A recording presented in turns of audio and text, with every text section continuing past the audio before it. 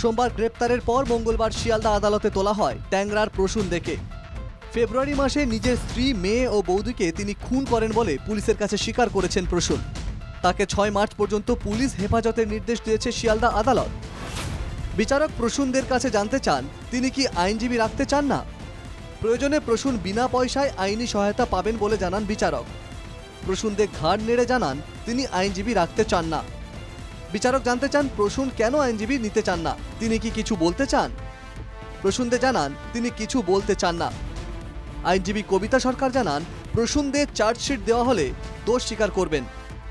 প্রসূনদের মানসিক অবস্থা ভালো না, তার বাঁচার ইচ্ছে নেই, জানান আইনজীবী কবিতা।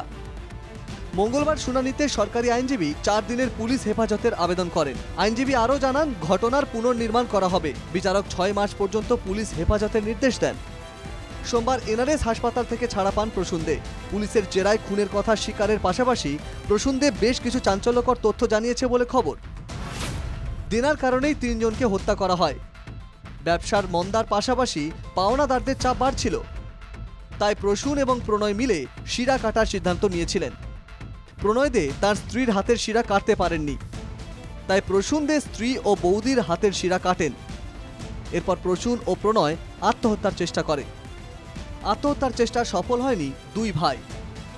রাতে 2 ভাই গাড়ি নিয়ে বেরোয় আত্মহত্যা করতে, এমনটাই জানা গিয়েছে পুলিশ সূত্রে। ট্যাংরা কাণ্ডে ধৃত প্রসূন দেখে জেরায় চাঞ্চল্যকর তথ্য পেয়েছে পুলিশ। বিষ মেশানো পায়েস খাওয়ার পর ভোরে ঘুম ভেঙে যায় প্রসূনের। 5:30টায় ঘুম থেকে উঠে দেখেন সবাই বেঁচে আছেন।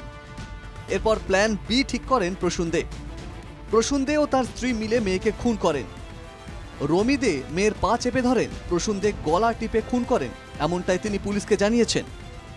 প্রসূন দেখে জেরার পাশাপাশি প্রণয় দে ও তার নাবালক পুত্রের বয়ানও নজর তদন্তকারীদের। পুলিশ সূত্রে খবর 3 জনের বয়ান মিলিয়ে ঘটনার পুনর্নির্মাণ করা হবে। পৃথা দাশগুপ্ত এবং দেবিকা মজুমদারের রিপোর্ট, NKTV বাংলা।